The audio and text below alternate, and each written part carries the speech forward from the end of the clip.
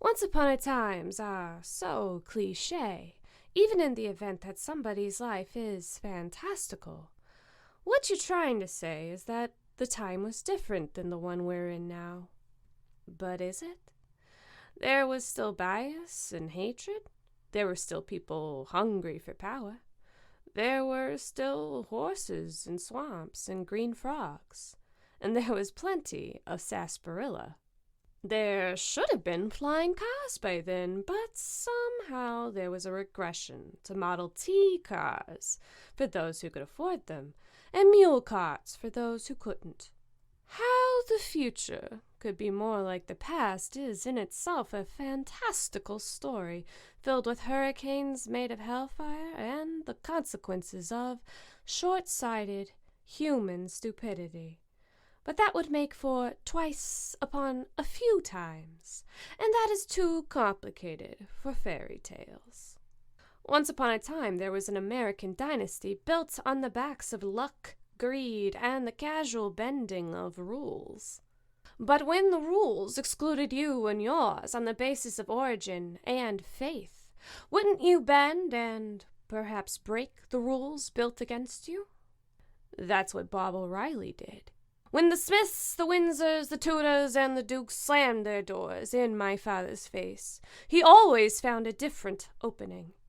All American dynasties, Protestant or Catholic or otherwise, aren't built by pulling up bootstraps, but greasing up the palms of people who held the keys to power and slipping poison onto the names of competitors, which my father did, all while smiling that sterling O'Reilly smile that could sell shit to pigs. The Bible says to turn the other cheek, but my father never forgot the hands that struck him. Maybe that's why he had such a drive to shatter ceilings while clawing and broken glass for every inch of respect denied to him. That fighting spirit was passed down to each and every one of his children from the moment we were conceived. He had our careers plotted out before we cried our first cry. My eldest brother, Robert Jr., was going to inherit the family automobile company and perhaps the governorship of Newest, England. The next brother, Jackson, would be a senator. Our sister Lavender would be the first lady to, at worst, an Italian and, at best, a handsome man with bright red hair. My sister Kat would break some sort of ground in politics or journalism. My sister Muriel would be the head of a Catholic nonprofit worth bragging about. And then there was me, Susan Josephine O'Reilly. It would be easiest to imagine me as somebody's bride, maybe marrying me off to the church. After all, having a nun in the family would look good in the photographs and the news articles. That is, if I could be a nun. God has a funny way of breaking humanity of its certainty and tripping up our plans. We lost Robert Jr. in a freak factory accident, which left Jackson as the lone male, loaded down with Dad's expectations. Lavender, as my mother assured herself time and time again, was made just a little different. At least Kat had Muriel to share the Sisyphean task of being perfect in our parents' eyes. And I, just like Lavender, was made by God just a little different. But my parents and priests and doctors didn't butter up their confusion and disappointment at my existence. I was just different, entirely. Nothing little about it. Oftentimes my dad would look at me like a puzzle piece boxed in with the wrong set. Oh, what to do with you, Sue? The answer, for the most part, was to put my existence on the back burner, and I existed just fine on the back burner until I hit puberty. Despite being just different, I was no less an O'Reilly. O'Reillys didn't cry, nor did they settle for second place without intense analysis of where and why we didn't win first. O'Reillys were expected to be inquisitive to the point of seeming condescending and judgmental. We were signed up for sports teams and debate clubs, all performing under a magnifying glass, knowing each and every hair on our heads was being watched and scrutinized the way we were expected to watch and scrutinize others, even among ourselves. My sisters and brothers, for the most part, seemed to have nothing but an upward trajectory in all that they did. But not me. I tried plenty of sports, but every single time after 3 months, the coaches noticed that something was off about me, and I would be kicked from the team. The same happened for my schooling in general. First, I went to St. Mary's Girls' School in Linebrook with my sisters, and after 3 months changed to St. Joseph's Boys' School across the street with my brothers. One could imagine what it is like going to a boys' school with the name Sue. I was lucky to have my brothers as bodyguards when the fighting got too rough. After 3 months, I changed to St. Catherine's School for Girls in New Boston. 3 months and a sizable donation later from my father, and I changed back over to St. Joseph's, only to be sent right back to St. Mary's. It was quickly decided that I needed to be schooled at home and to sit on the sidelines. If I had to sit on the sidelines, I had to sit on the sidelines better than anybody else. If I had to stay out of the way and out of sight, I stayed out of the way and out of sight better than anybody else, except my only classmate, Lavender. Lavender wasn't as mentally fast as the rest of us, and her place in the world was difficult for my father to carve out. Everyone needs a purpose in life, or they get angry and frustrated, which was happening to her. As it happens, she did not take well to her place on the O'Reilly back burner, but in a way, both Lavender and I were lucky. I had a big sister stuck in the same boat I was in, and she had the necessary job of watching over me. While our siblings were out conquering the world, Lavender read me fairy tales and taught me how to convincingly not pay attention in church. It did not take long for me to overtake her in terms of reading and writing, but she was quick to maintain her God-given and unabused authority over me. Even once I was reading things far out Lavender's reading comprehension, she would bring me back to her level and perform her self-imposed sisterly duty of reading to me at night. When the siblings were all back from boarding school, we would gather together in the den, and Lavender would read from her large print copy of The Brothers Grimm. She knew my favorite was The Frog Prince. A frog poked its head out of the water and said, "Princess, why do you weep so bitterly?" "Alas," said she, "what can you do for me, you nasty frog? My golden ball has fallen into the spring." The frog said, "I want not your pearls and jewels and fine clothes, but if you will love me and let me live with you and eat off your golden plate and sleep upon your bed, I will bring you your ball again." So she said to the frog, "Well, if you bring me my ball, I will do all you ask." Then the frog put his head down and dived deep under the water, and after a little while he came up again with the ball in his mouth and threw it on the edge of the spring. The next day, just as the princess had sat down to dinner, she heard a strange noise, tap, tap, plash, plash, as if something was coming up the marble staircase, and soon afterwards there was a gentle knock at the door, and a little voice cried out and said, "Open the door, my princess dear, open the door to thy true love here, and mind the words that thou and I said by the fountain cool in the greenwood shade." Then the princess ran to the door and opened it, and there she saw the frog, whom she had quite forgotten. The frog knocked again at the door and said, "Open the door, my princess dear, open the door to thy true love here, and mind the words that thou and I said by the fountain cool in the greenwood shade." Then the king said to the young princess, "As you have given your word, you must keep it, so go and let him in." She did so, and the frog hopped into the room, and then straight on, tap, tap, plash, from the bottom of the room to the top, till he came up close to the table where the princess sat.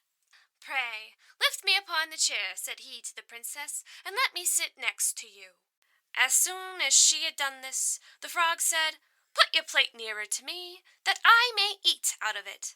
This she did, and when he had eaten as much as he could, he said, "Now I am tired. Carry me upstairs, and put me into your bed." And the princess, though very unwilling, took him up in her hand, and put him upon the pillow of her own bed, where he slept all night long. As soon as it was light, he jumped up and hopped downstairs, and went out of the house.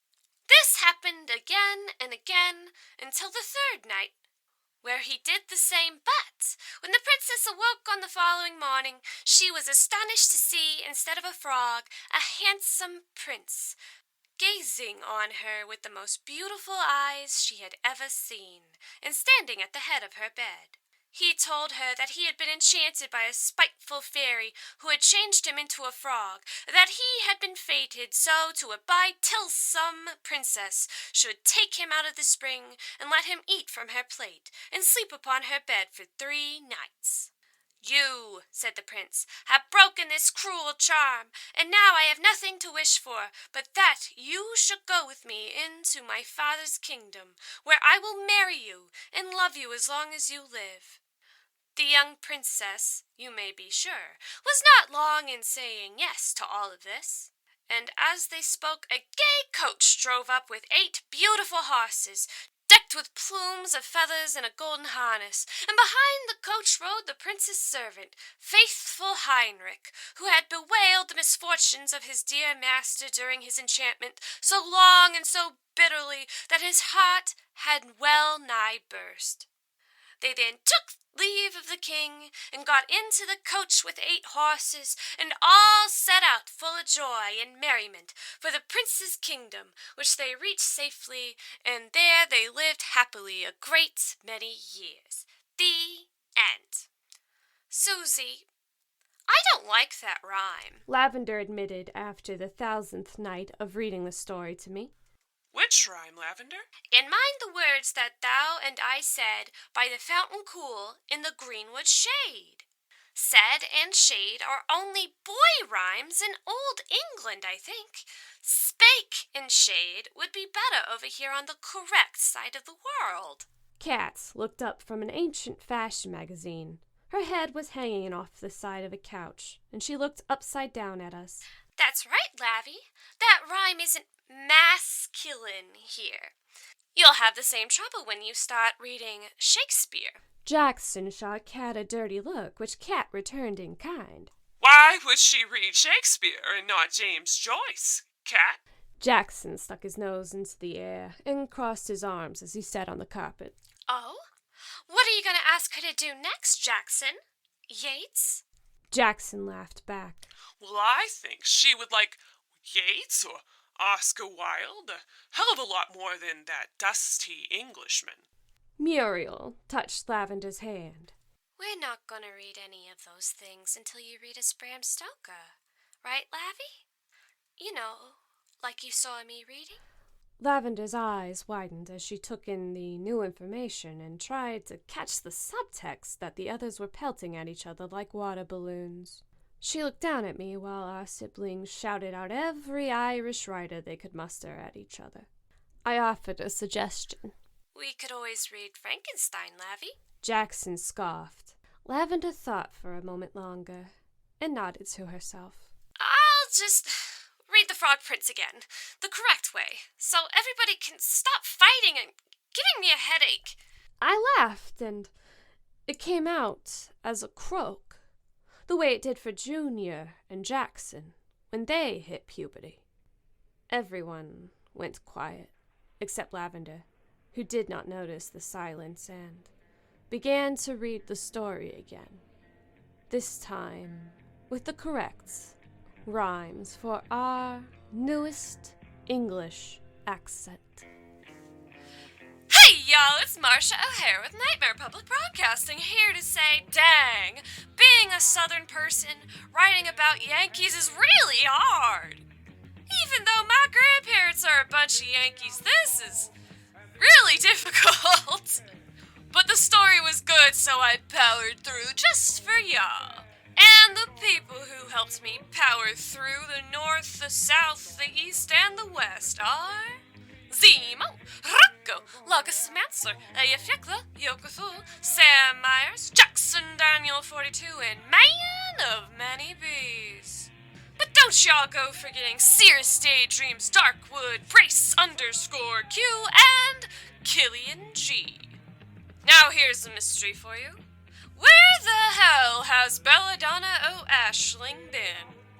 Over on patreon.com/BelladonnaASMR, where I have been updating far more than I have been over here on the YouTube.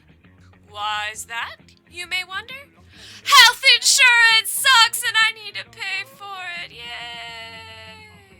Boo. But yes, I have been working, and it is so hard to juggle a YouTube channel when you are also trying to juggle health insurance. And the patrons I just listed are some of the strongest and most badass people I know, because they helped me through. And you can win my eternal gratitude by joining them. You can also get access to a backlog of goodies, which will keep you occupied for quite some time. Also, Happy Pride Month! I'm hoping to get most, if not all, of this story out and about by at least the end of Pride Month, because it is a very prideful story, especially where the O'Reillys are concerned. Now, y'all stay safe out there for me. Bye! Pippin! Are you back from your third job? Ghost hunting? Minimum wage? Oh, hell no, Pippin. You deserve way more than that. You deserve $1 million. That's right, cutie patootie, I love you.